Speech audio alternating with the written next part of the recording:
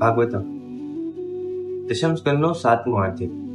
તો કાલે આપણે જોયું કે પૂતના ભગવાન શ્રી કૃષ્ણને મારવા જાય છે અને એને દૂધ પીવડાવે છે, પણ પોતાના સ્તન પર એ કાળકૂટ વિષ લગાડીને આવ્યું ભગવાનને મારવાના ઈરાદે. પણ ભગવાન ક્રોધને મિત્ર બનાવીને પૂતનાનો વધ કરે છે. તો હવે પરીક્ષિત મહારાજ સુખદેવ ગોસ્વામીજીને કહે છે કે આ પૂતના વધ લીલા તો બહુ અદભુત છે. તો એમ કહે છે કે શું ભગવાને હજી આવી બધી કઈ લીલા કરેલી છે? તો મને તમે વિસ્તારથી કહ્યું, કારણ કે તમે આ એક લીલા મને કીધી તો મને હજી અંદરથી ઈચ્છા થાય છે કે હું હજી ભગવાનની લીલા સાંભળું. તો જો હજી વધારે ભગવાનની લીલા હોય તો તમે મને સંભળાવવાનો પૂરો પ્રયાસ કરો કે ભગવાન જે મનુષ્ય અવતાર લઈને એ જે બધી લીલાઓ કરી એનું મને વર્ણન કરો. પછી સુખદેવ ગોસ્વામીજી પરીક્ષિત મહારાજને કહે છે કે જો તમે આટલા જ ઉત્સુક હો ભગવાનની લીલા સાંભળવા માટે તો તમે સાંભળો. એક વારની વાત છે, ભગવાન શ્રી કૃષ્ણએ પડખું બદલ્યું. તો એ પડખું બદલ્યું ને એના નિમિત્તે ભગવાનનો અભિષેક ગોઠવવામાં આવ્યો, અભિષેક ઉત્સવ. તો બધા આજુબાજુના ગામડેથી બધા જ આવ્યા હતા નંદ ભવન, અને બહુ જ બધી વધારે ભીડ હતી અને આટલી બધી ગોપીઓ હતી, ગોવાળો હતા કે ભગવાન શ્રી કૃષ્ણને રાખવા મુશ્કેલ હતા અને બહુ ગરમી હતી. તો યશોદા માતાજીએ ભગવાન શ્રી કૃષ્ણને એક ગાડા નીચે છોડાઈ દીધું, જે ગાડા ઉપર દૂધના મટકા હતા અને અન્ય સામગ્રીના બધા મટકા હતા. પણ ભગવાનની આંખો ખુલી જાય છે, ભગવાન જાગી ગયા. ભગવાને જોયું કે મારી માતા તો છે ને આજુબાજુ, અને ભગવાનને લાગી હતી ભૂખ. તો ભગવાને રડવાનું ચાલુ કરી દીધું. પણ આટલા બધા અવાજમાં યશોદા માતાજીએ ભગવાનનો અવાજ સાંભળ્યો નહીં અને ભગવાન પગ અને હાથ ઉછાળવા માંડ્યા, જોર જોરથી લાતો મારવા માંડ્યા. તો એ જે ભગવાનનો જે પગ છે, એ જે ગાડા નીચે ભગવાનને સુવડાવેલા, જે શટક નીચે ભગવાનને સુવડાવેલા હતા, એ શટકને લાત અડી ગઈ અને શટક ઊંધું પડી ગયું. હવે અસલમાં એની અંદર શટકાસુર હતું. સુખદેવ ગોસ્વામીજી કહે છે કે એક વારની વાત છે, હિરણ્યકશિપુનો પુત્ર ઉત્કર્ષ એકવાર યાત્રામાં ફરતો ફરતો લોમસ ઋષિના આશ્રમે પહોંચ્યો અને ત્યાંના જે બધા ઝાડવા છે એને સૂંધી નાખ્યા, એને વીખી નાખ્યા. બધા જે ઝાડવા હતા, જે કોઈ ફસલ ઉગાડેલી હોય એ બધી તોડી ફોડી નાખી. તો લોમસ ઋષિ એને શ્રાપ આપી દીધો કે તું નિર્જીવ થઈ જા, એમ તને ખબર પડશે કે હું જીવું છું પણ તારી અંદર કોઈ જીવ નહીં હોય, એમ મતલબ તારે કોઈ શરીર નહીં હોય, તું ભટકતો ફરીશ. તો એ જે ઉત્કચ છે એ લોમસ ઋષિને પગે પડી જાય છે અને પ્રાર્થના કરે છે કે મારી બહુ મોટી ભૂલ થઈ ગઈ, મને આમાંથી બહાર કાઢો. તો એમ કે છે કે જયારે ભગવાન શ્રી કૃષ્ણનો જન્મ થશે અને એના ચરણ કમળથી તારો ઉદ્ધાર થશે. તો આ જે અસુર છે ઉત્કર્ષ, એ ગાડામાં જઈને રહેતો હતો. ભગવાને લાત મારી અને એ ઉત્કર્ષનો ઉદ્ધાર થઈ ગયો. આ એક બીજી લીલા છે કે એ ગાડામાં જે અસુર હતો, તો ગાયોની જે મહારાણી છે સુરભી દેવી, એને ભગવાનને કીધું કે ભગવાન આ ગાડામાં તો અસુર છે અને આની ઉપર મારું દૂધ મૂકેલું છે. ગાય માતાના ઉપર દૂધના ગળા હતા, તો કે એ અસુરના સ્પર્શથી આ અશુદ્ધ થઈ ગયું છે, તો તમે આને ઢોળી નાખો.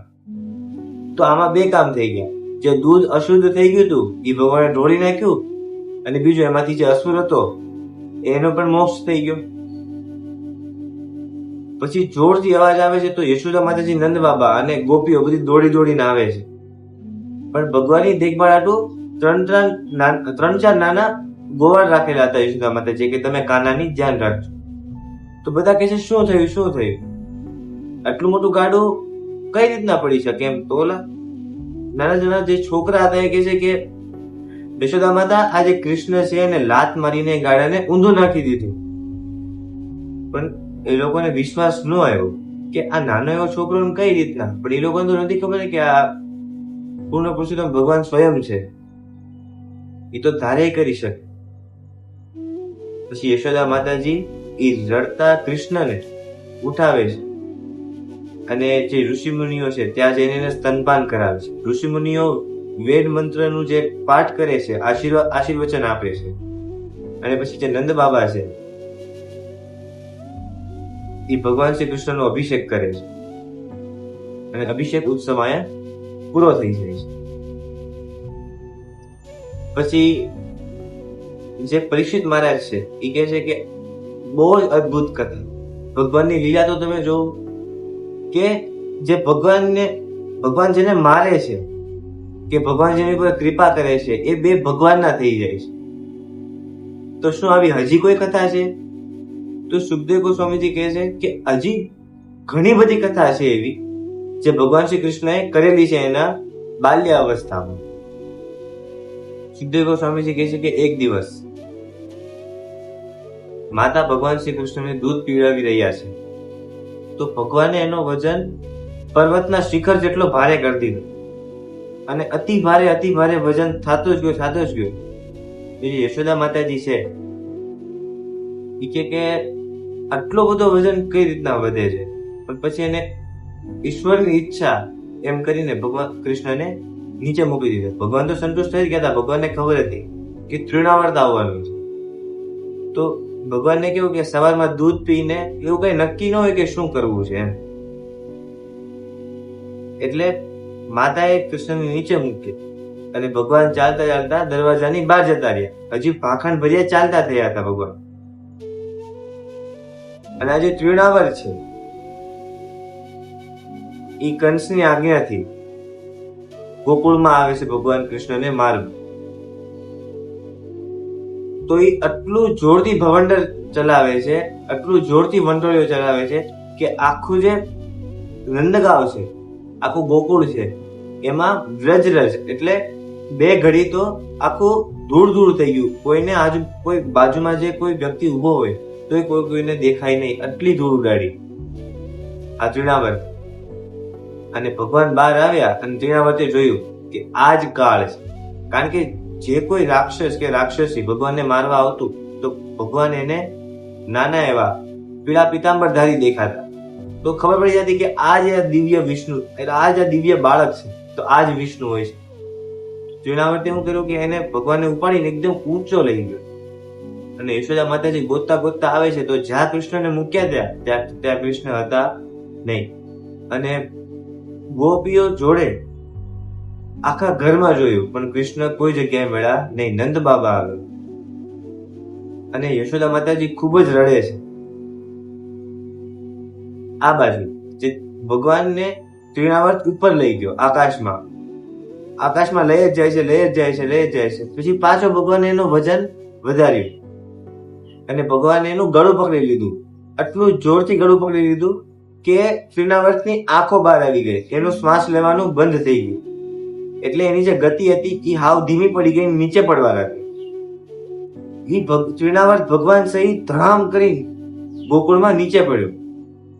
તો નંદ બાબા દોડીને જોવે છે તો ભગવાન શ્રી કૃષ્ણ છે એ તૃણાવર્તની ઉપર બેઠા હતા.